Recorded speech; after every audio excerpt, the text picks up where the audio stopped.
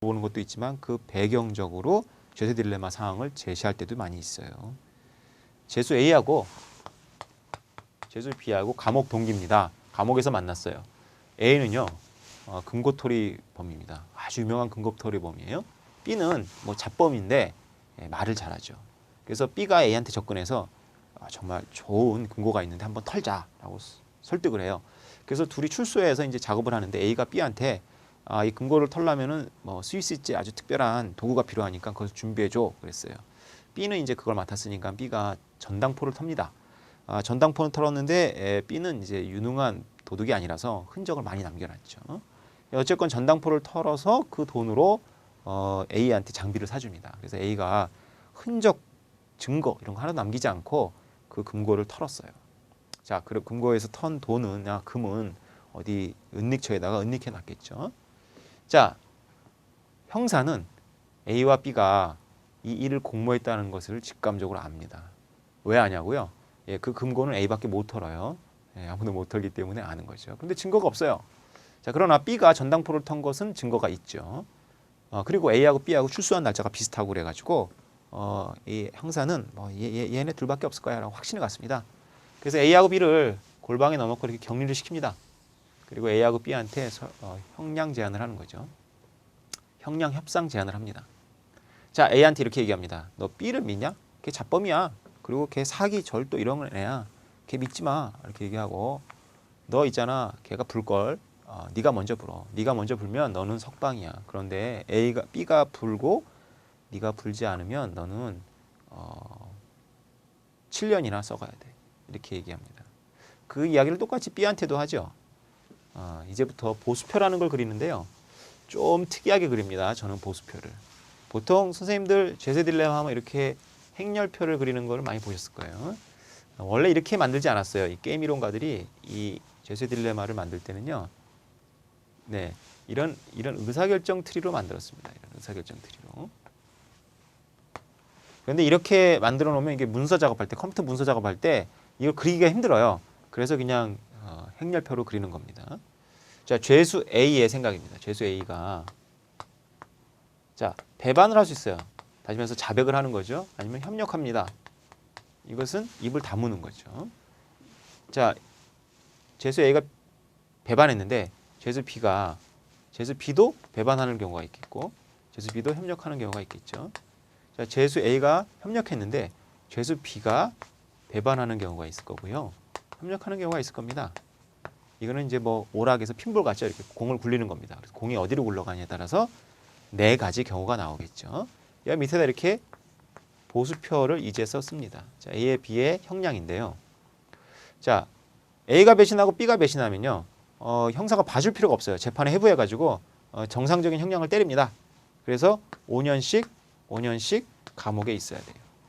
자, A가 배신했는데 B가 협력했어요. 다시 말해서 A는 자백하고 B는 자백하지 않았어요. 그러면 A는 석방해 줍니다. 그런데 B한테는 가중처벌을 내리죠. 7년.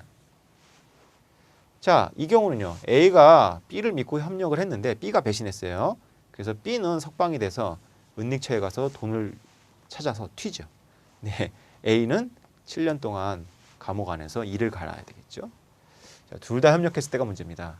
둘 다 협력했을 때 형사는 이렇게 얘기하는 거죠. 너 B가 전당포를 턴 증거가 있기 때문에 얼마든지 너희들을 감옥에 보낼 수 있어. 그러나 뭐 올해는 못 보내겠죠. 증거가 없으니까. 그래서 1년씩 보내놓을 수 있는 겁니다.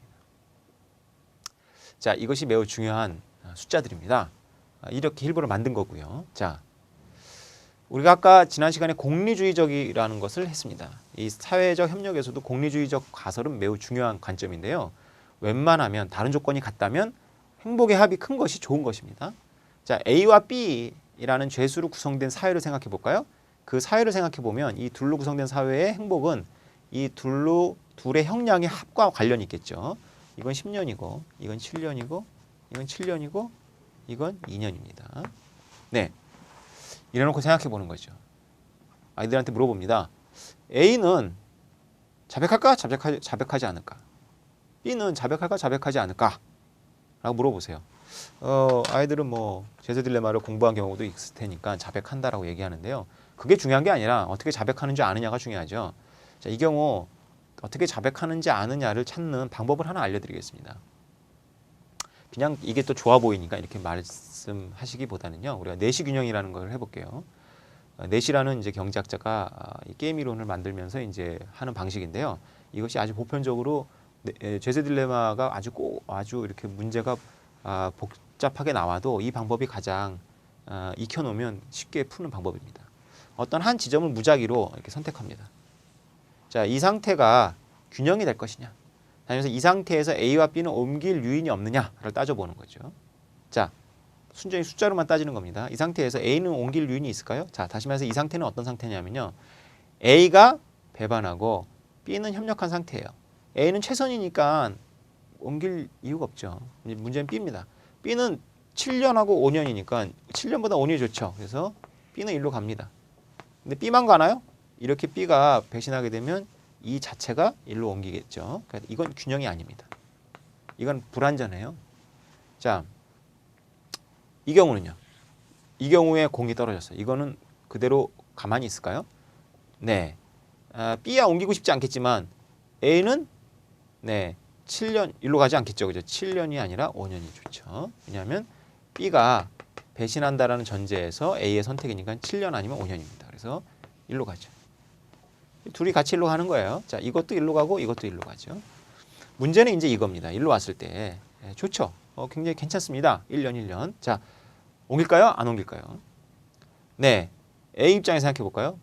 B가 지금 현재 협력하고 있어요. 그러면 자기가 협력하면 1년이지만 배신하면 0년이죠.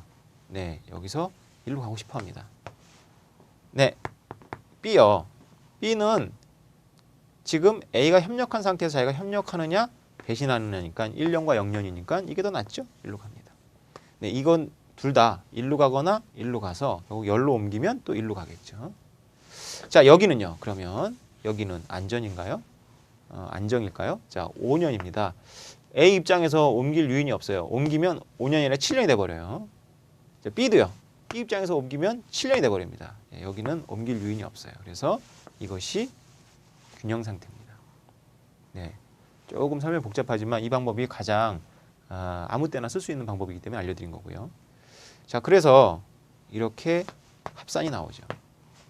두 재수의 행복이 가장 큰 경우는 두 재수의 행복을 합했을 때 가장 큰 경우는 어떤 경우인가요? 다시 말해서 두 재수가 감옥을 가장 짧게 가는 것은요. 예, 물어볼 필요도 없이 이 경우죠. 그런데 지금 가장 개연성 있는 경우는 이 경우죠. 그죠? 이 경우는 근데 보시면 아시지만 가장 안 좋죠. 네. 가장 좋은 거는 이건데 가장 안 좋은 것으로 귀결됩니다. 이제 이런 수리적인 논리적인 것을 훈련하는 것보다는요. 우리는 이제 죄세 딜레마를 이렇게 한번 설명하고 이 의미를 많이 씁니다. 자, 죄세 딜레마는요.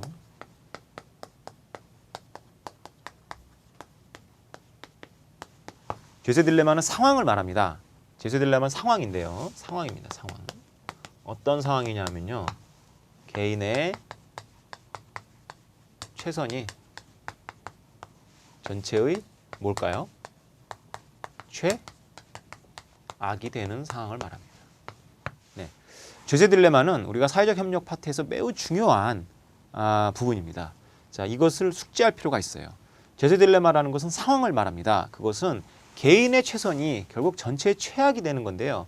여기서 말하고 있지 않지만 결국 그래서 개인한테도 최악이 됩니다. 개인한테도 최악이 되거나 안 좋죠. 자, 개인의 최선이 전체의 최악이 되는 상황을 죄수의 딜레마적 상황이라고 정의할 수 있습니다. 자, 이것은 너무나 많이 나오기 때문에 제가 학생들한테 꼭 외우라고 합니다. 논술이 외울 게 없어요. 그러나 이건 외워야 돼요. 죄세 딜레마는 뭐야? 그러면 이 대꾸를 외워야 됩니다. 개인의 최선, 전체의 최악. 이것은 글자 하나도 바꿀 필요가 없죠. 딱 운이 맞습니다. 개인의 최선, 전체의 최악. 이것은 반복하고 반복해야 합니다. 자, 그런데요. 죄세 딜레마가 나오면 자동적으로 따라 나오는 것이 두 개가 있습니다. 그건 뭐냐면요. 무임승차입니다. 또 하나는요. 공유주의 비극입니다.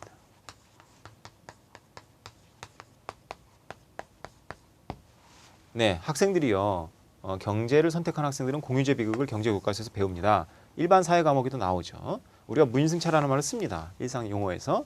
원래 이 세 가지는 따로따로 있었던 건데요. 게임 이론가들이 이 제세 딜레마를 만들면서 이 세 가지를 통합해 버렸습니다. 그래서 학생들한테 이걸 따로따로 아는 것보다는 그냥 같이 아는 게 좋죠. 그리고 논술 문제에서 제세 딜레마가 나오면요. 무임승차로 풀면 됩니다. 무임승차가 나오면요. 공유제 비극과 제세 딜레마 사용하면 되고요. 논리적으로 보자면 이것은 서로가 똑같은 동어 반복입니다. 그런데 채점자는요. 학생이 동어 반복했다고 생각하지 않아요. 무임승차가 논제로 나왔는데 공유제 비극이나 제세 딜레마로 풀어내면 이 학생이 이것의 본질을 잘 알고 있다라고 봐주니까요. 이 세 가지를 연결해서 알 필요가 있습니다. 자, 잠깐 설명하겠습니다.